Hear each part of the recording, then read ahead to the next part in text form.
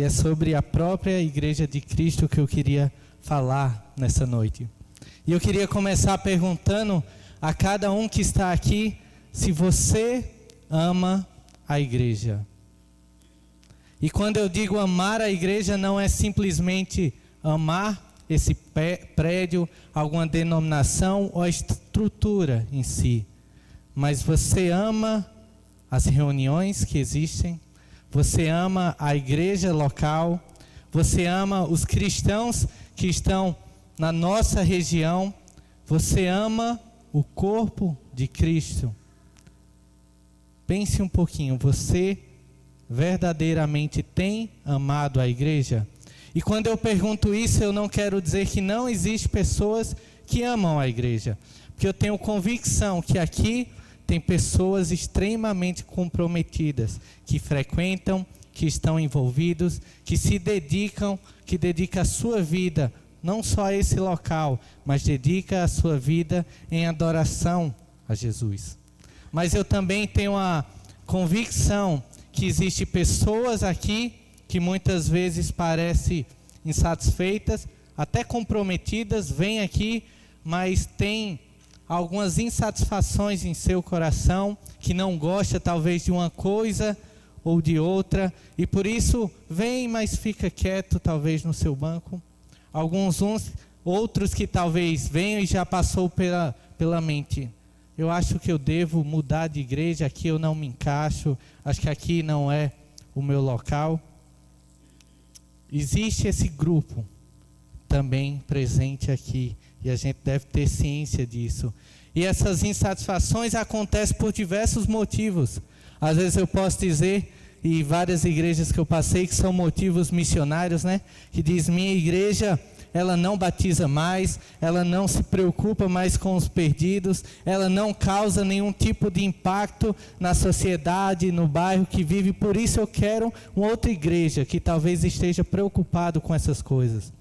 Ou talvez você tenha motivos pessoais, não, na minha igreja tem muita gente falsa, tem muita gente que fala uma coisa, que diz outra, tem pessoas que são julgadores demais, tem pessoas ultraconservadores e a gente não pode fazer nada naquela igreja, tem que ficar quieto no meu canto e parece que não tem alegria nenhuma em estar naquele local.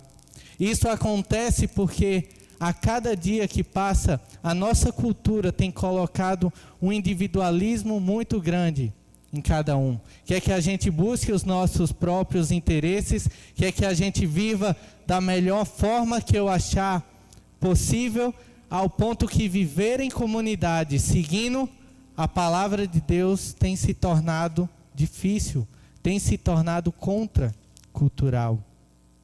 Mas será que existe a possibilidade de ser igreja sem frequentar e se dedicar a uma igreja local? Será que isso é uma possibilidade bíblica? E a gente escuta muito isso.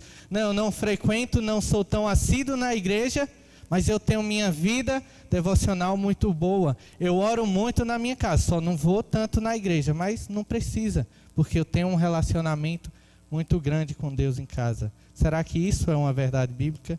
E é sobre isso que eu queria caminhar nessa noite com vocês, vendo alguns textos. Para começar, queria que a gente abrisse em Mateus, capítulo 16.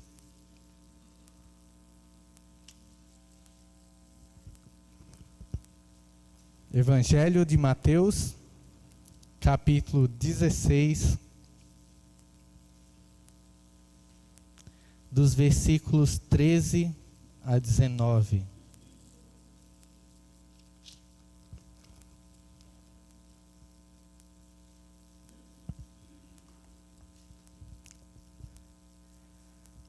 Diz assim a palavra de Deus. Chegando Jesus à região de Cesareia de Filipe, perguntou aos seus discípulos: quem os outros dizem que o Filho do Homem é? Eles responderam: alguns dizem que é João Batista, outros Elias, e ainda outros Jeremias ou um dos profetas. E vocês? Perguntou ele. Quem vocês dizem que eu sou? Simão Pedro respondeu: tu és o Cristo, o Filho do Deus vivo. Respondeu Jesus: feliz é você, Simão, filho de Jonas, porque isto não lhe foi revelado por carne ou sangue, mas por meu Pai que está nos céus. E eu lhe digo que você é Pedro, e sobre esta pedra edificarei a minha igreja, e as portas do Hades não poderão vencê-la.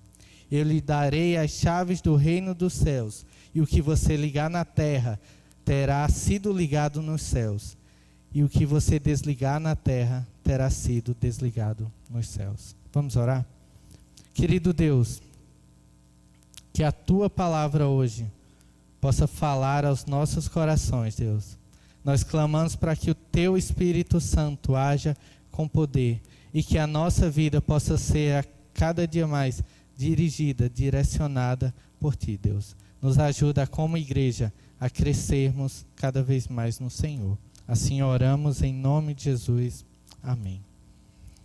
Então aqui a gente vê Jesus conversando com os seus discípulos em Cesareia, após um bocado de conflito que tinha acontecido com eles. E se você olhar o capítulo 16, vai ver que ele está com fariseus e com saduceus no início. E ao chegar num local tranquilo, ali ele começa a indagar algumas coisas. Mas antes é importante que a gente saiba que local era Cesareia de Filipe. Ali era uma região em que em toda a história de Israel se tolerou o paganismo. Um local fértil e que atraía muitos habitantes de diversos lugares. A cidade ainda era ao pé de um Monte Hermon, um monte rochoso, cheio de templos e locais de adoração e rituais profanos. Ele estava num local em que a prioridade não era ele, onde a maioria das pessoas que estavam ali em Cesareia não cultuavam ao Deus verdadeiro e eram cheios de outros deuses.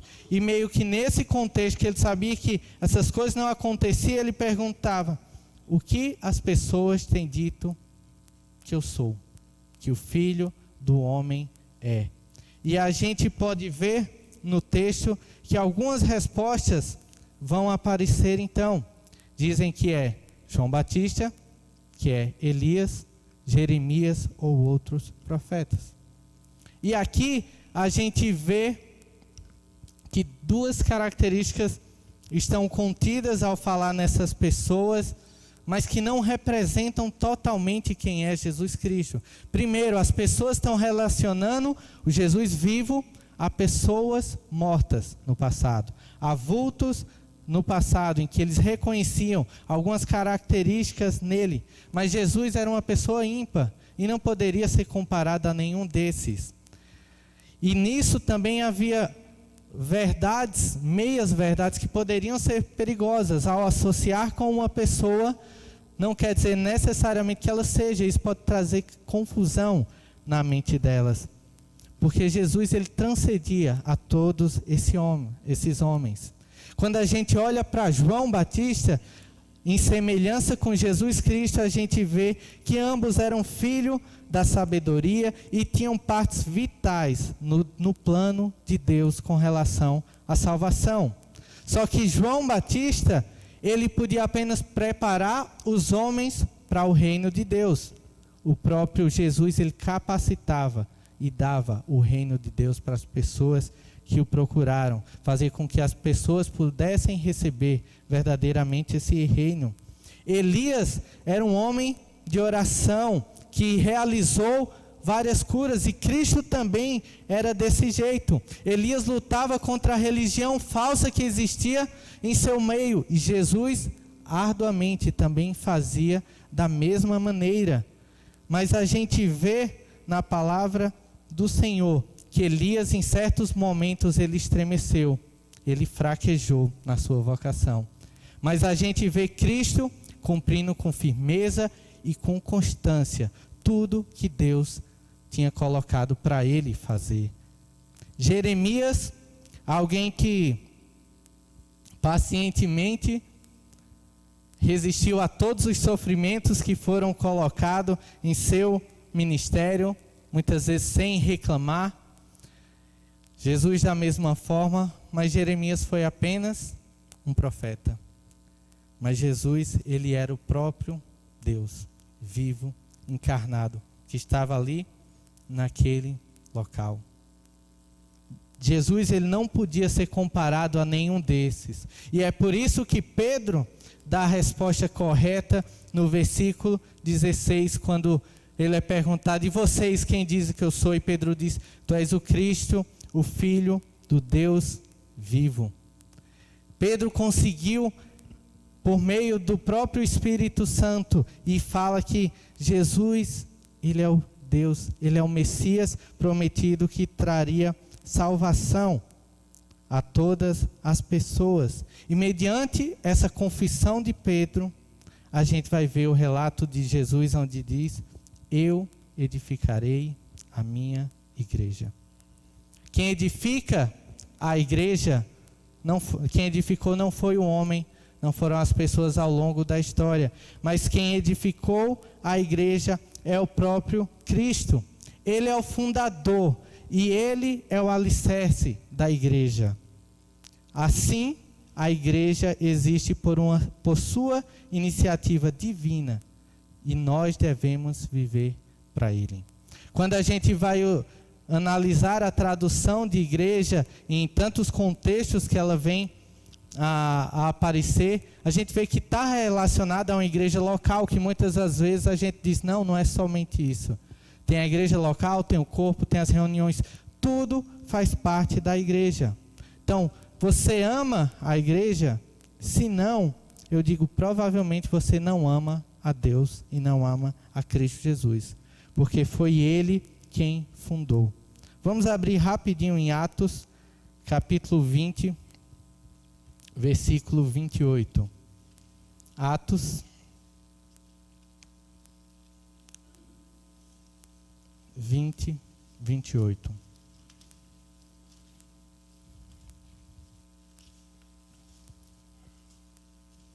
Aqui algumas recomendações para os presbíteros de Éfeso que Paulo vem dando.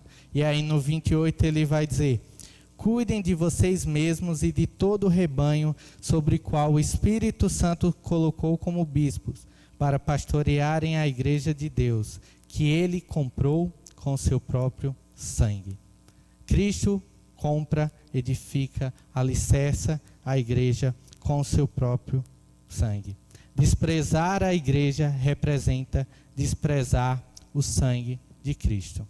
Então, se você não conhece a Jesus verdadeiramente, você não vai dar o verdadeiro valor à igreja do Senhor. E eu te pergunto: você conhece a Cristo mesmo? Você tem amor por esse Cristo e assim amor pela sua igreja?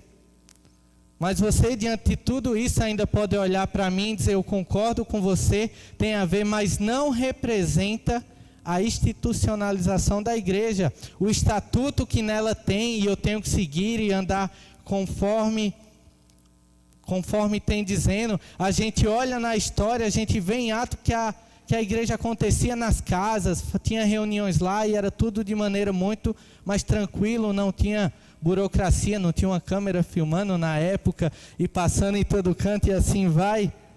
Mas calma, vamos analisar direitinho para ver se não existia naquela época um mínimo de organização e decência como deve existir hoje.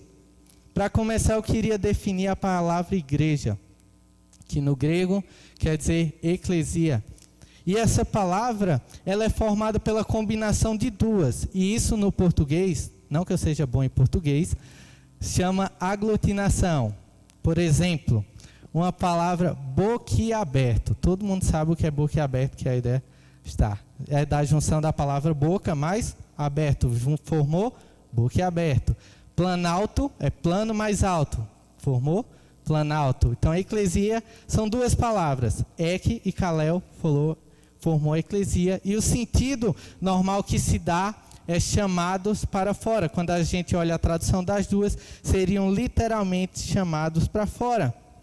E tem muitas igrejas, e durante muito tempo se falou nessa ideia e se fez campanha de missionária dizendo que a igreja é chamada para fora. Isso é o nome dela e é exatamente esse o conceito dela. Não que isso esteja errado, mas por si só igreja, no contexto do Novo Testamento, não representava ser chamado para fora.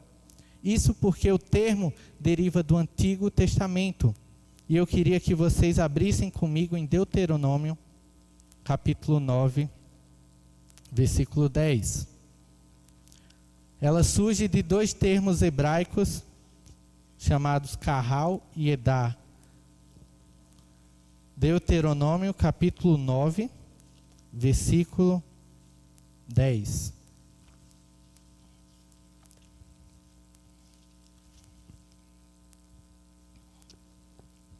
Diz assim: o Senhor me deu as 2 tábuas de pedra escritas pelo dedo de Deus.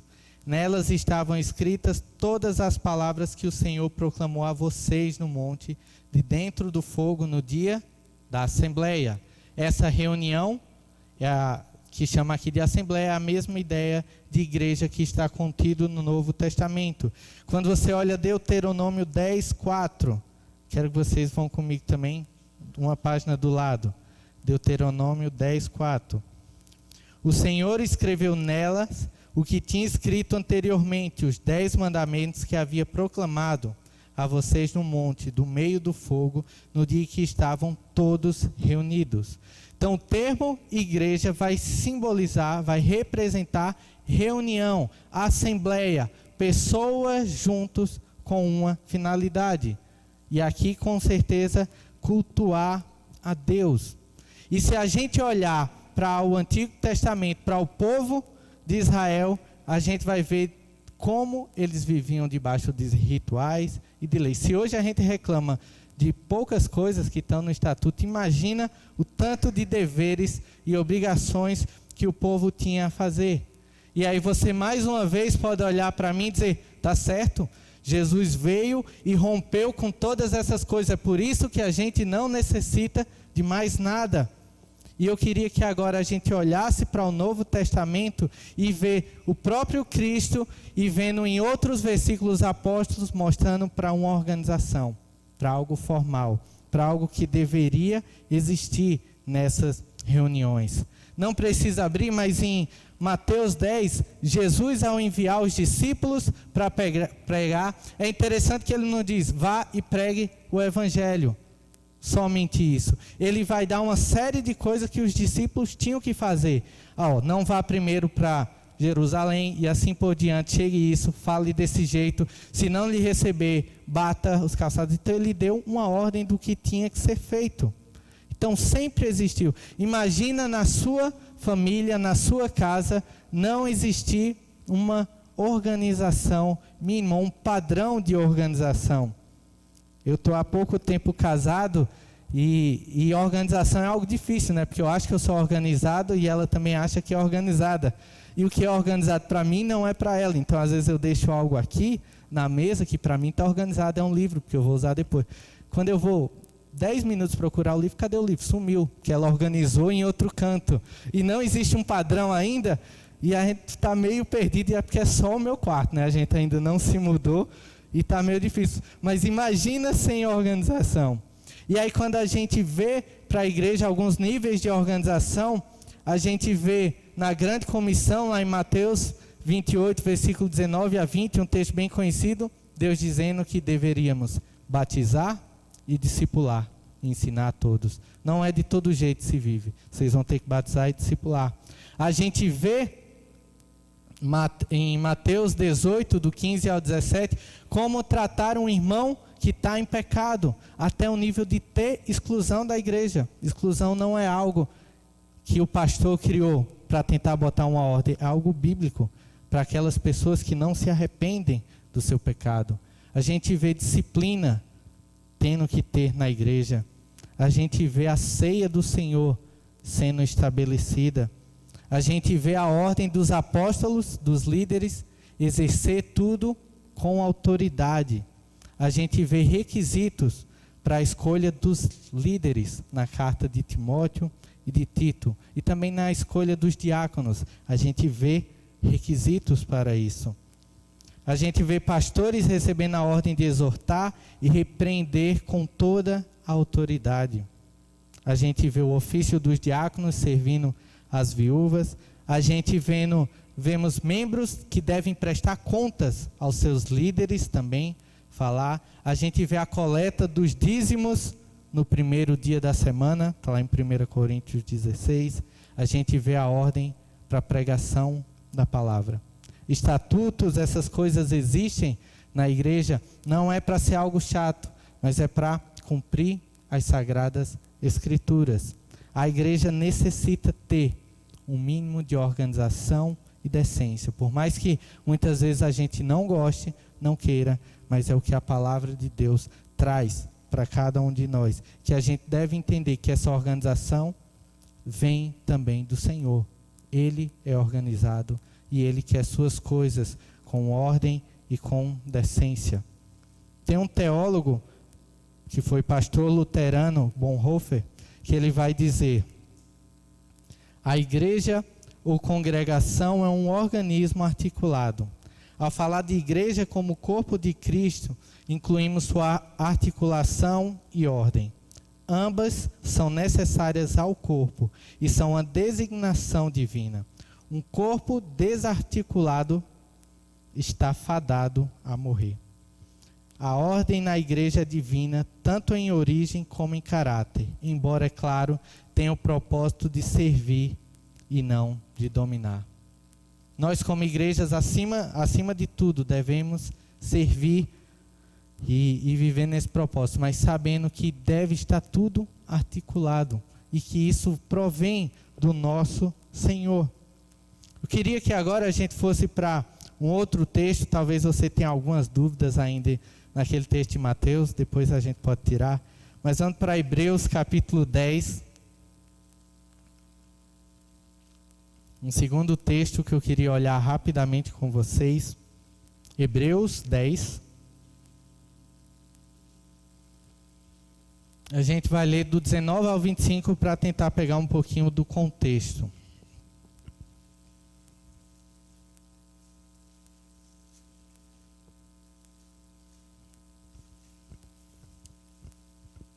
Hebreus, capítulo 10, do versículo 19 até o 25. Diz assim a palavra do Senhor mais uma vez: portanto, irmãos, temos plena confiança para entrar no Santo dos Santos pelo sangue de Jesus, por um novo e vivo caminho que Ele nos abriu por meio do véu, isto é, do seu corpo. Temos, pois, um grande sacerdote sobre a casa de Deus. Sendo assim, aproximemo-nos de Deus com um coração sincero e com plena convicção de fé, tendo os corações aspergidos para nos purificar de uma consciência culpada e tendo os nossos corpos lavados com água pura. Apeguemo-nos com firmeza à esperança que professamos, pois aquele que prometeu é fiel. E consideremos uns aos outros para nos incentivarmos ao amor e às boas obras. Não deixemos de reunir como igreja, segundo o costume de alguns, mas procuremos encorajar uns aos outros, ainda mais quando vocês veem que se aproxima o dia. Nessa parte, em Hebreus, o escritor começa a dar algumas diretrizes bem diretas, assim como a gente vê na carta de Tiago e alguns outros livros, algumas ordens bem claras. Então ele lembra do privilégio que foi dado a eles por meio de Cristo Jesus, de agora ter acesso direto a Deus, e logo em seguida ele vai trazer algumas responsabilidades cristãs. Ser cristão, ser um verdadeiro cristão, exige responsabilidades. E aí ele parece que traz isso em 3 etapas nesse texto. Ele no versículo 22 fala de se aproximar. No versículo 23 ele fala de guardar firme. E no versículo 24 e aí 25 ele vai falar de considerar uns aos outros e admoestar também. Então a gente vê um lado da devoção pessoal, a gente vê um lado de ter a consistência na palavra do Senhor, e a gente vê um terceiro lado com a responsabilidade social, ou a responsabilidade um com os outros. O que a gente mais escuta das pessoas é: eu consigo ter uma vida devocional boa sem ir à igreja. E isso deve ser presente sim, na minha vida e na sua vida.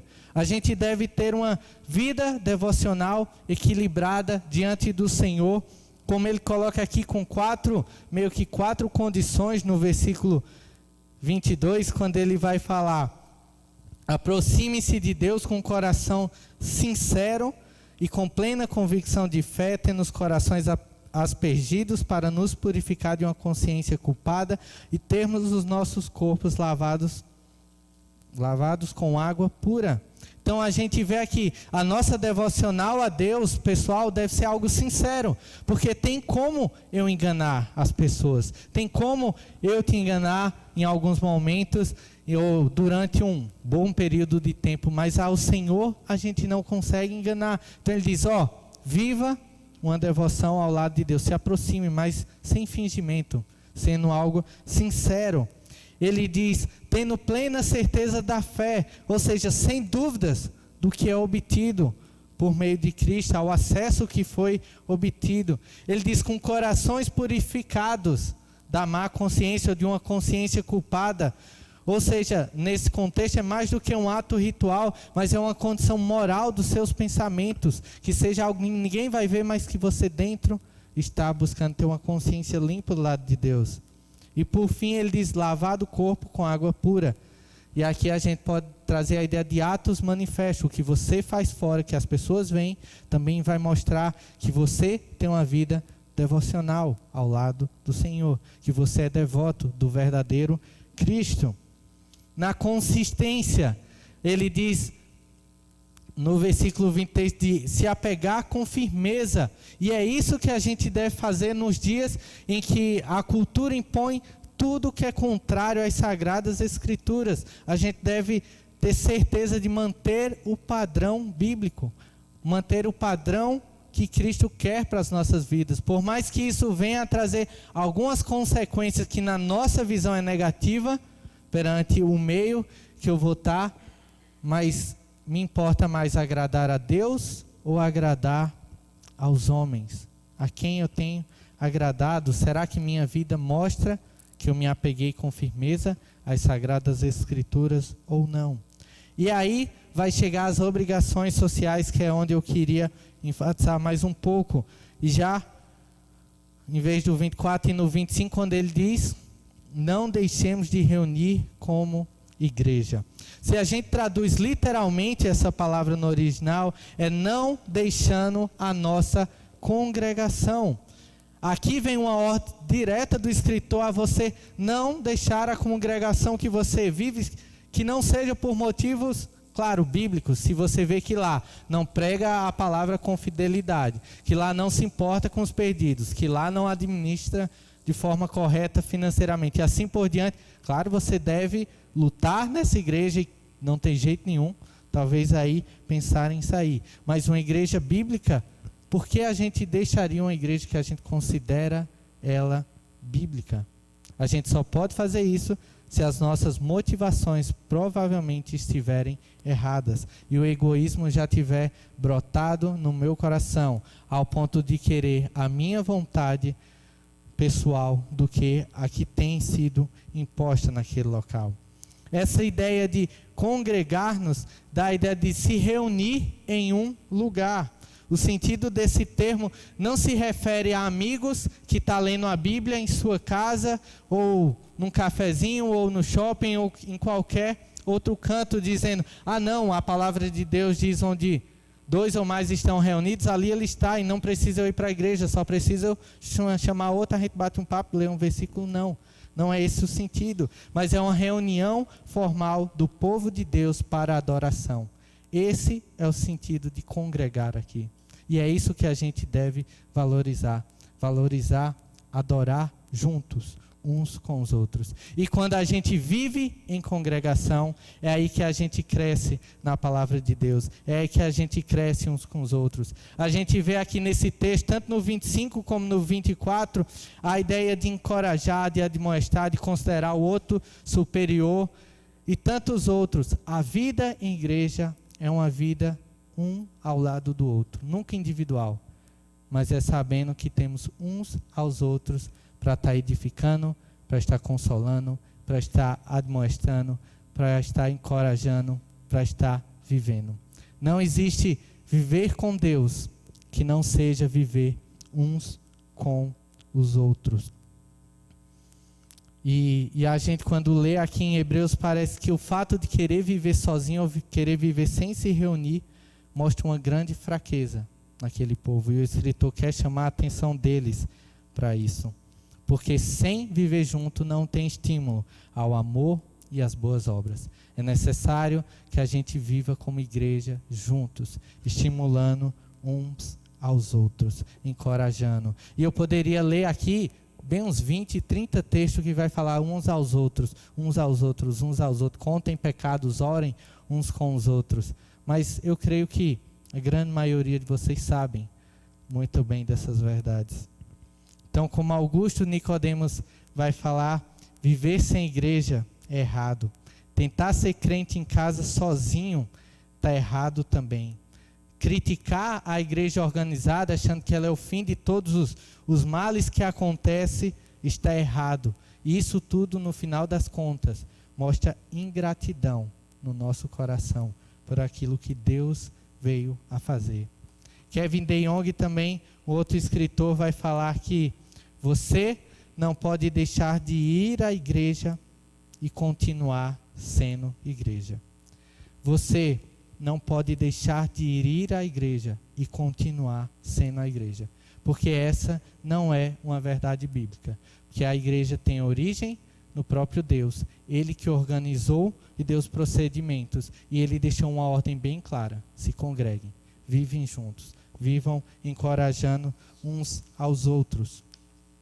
E no final, aqui eu estou caminhando para o fim, de um livro que eu estava lendo recente, de Kevin DeYoung, Porque Amamos a Igreja. É interessante que o autor, o segundo autor, Ted, ele vai botar alguns motivos por que ele amava a igreja. E eu tentei fazer isso como um exercício para mim, porque eu vi grandemente a forma como aquele homem falava da igreja. Eu fiz, caramba, eu nunca pensei em algo desse tipo, e eu escrevi algumas coisas aqui. Então são bem pessoais, por isso que eu vou ler. Amo minha igreja como resultado de um amor genuíno a Cristo Jesus, que derramou seu sangue, para que pecadores como eu e você um dia que confessaram a necessidade de um Salvador e creram no seu sacrifício, pudessem pertencer à sua família. Eu amo minha igreja por ver o meu pastor como o maior exemplo de servo e homem temente ao Senhor. Alguém que, apesar das falhas, busca ter uma vida íntegra e irrepreensível perante todos. Eu amo a minha igreja por, apesar de simples, ver pessoas empenhadas na direção dos cânticos, buscando fazer as coisas com excelência e em adoração genuína ao nosso Senhor. Eu amo a minha igreja por ver homens como Paulo, que entende a importância da oração e busca levar outros a compreender essa grande verdade das Escrituras. Eu amo a minha igreja por ver pessoas compromissadas com a expansão do Evangelho. Ver o amor tão grande, por exemplo, de Solange, demonstra por Santo André, e tanta gente envolvida no trabalho, assim como outros irmãos que se dedicam em Catolé de Zé Ferreira. Eu amo minha igreja porque tenho verdadeiros irmãos que me auxiliaram na caminhada durante o seminário e que têm dado ajuda nesse retorno. Amigos que me ensinam como ser servo, me exortam em diversos momentos e me encorajam nas dificuldades. Eu amo minha igreja por ver pessoas como Wellington apaixonadas por Cristo Jesus, e isso é radiante em seu rosto e me faz querer buscá-lo a cada momento. Enfim, eu amo minha igreja por ver cristãos comprometidos que buscam servir as Escrituras e entendem que somos um corpo articulado e que todos devem desempenhar uma função para glorificar ao Senhor. É por isso que a cada dia eu amo a igreja. E eu queria deixar algumas coisas nesse fim. Se você estar aqui, talvez não tenha uma compreensão completa daquele Jesus que a gente apontou no início, que é diferente de todos os homens que já existiu. O Jesus, que é o Cristo, Filho do Deus vivo. Se você ainda não o conhece, não conhece o Deus Todo-Poderoso que edificou a igreja, que você procure conversar com algum líder daqui, com alguém próximo, para que você busque-o conhecer. Entender que Ele é quem traz salvação para nossas vidas e sem Ele estamos perdidos. Se você é alguém que já está comprometido e você pode se avaliar nisso com a própria igreja, que Deus renove o seu ânimo nesse novo ano, que você sinta prazer constante em servir a Deus nas oportunidades que Ele te der. Mas se você, por algum motivo, se enquadra no insatisfeito, que você tem insatisfações, que você tem dificuldade em frequentar reuniões, que não tem se envolvido tanto na igreja, eu peço que você abaixe suas cabeças, que você analise o seu coração, que veja os motivos por que isso tem acontecido e veja se é algo seu ou é algo que não está de acordo com as Escrituras. E se não for de acordo, procure alguém e converse para que a gente possa caminhar juntos perante o corpo de Cristo. Que possamos, mais uma vez, entender que o amor de Cristo gera necessariamente amor pela igreja. Que Deus possa ter misericórdia das nossas vidas a cada dia. Vamos orar? Deus, nós somos gratos pelo Teu imenso amor por cada um de nós. Amor esse que enviou a Cristo para nos salvar. Isso deveria gerar uma gratidão imensa em nosso coração. Um Cristo que veio, que edificou a igreja, que nos deu um senso de família, que nos deu o irmão para andar lado a lado, para que a gente possa viver junto e caminhar em Tua direção. Nos ensina a valorizar um ao outro, nos ensina a valorizar a nossa igreja, nos ensina a valorizar o corpo de Cristo como um todo. Entendendo que necessitamos disso. E vai ter etapas, Senhor, e eu creio nisso.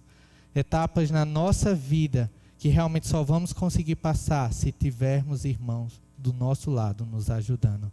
Que possamos entender a Tua verdade e viver de acordo com ela diz. Assim oramos em nome de Jesus. Amém.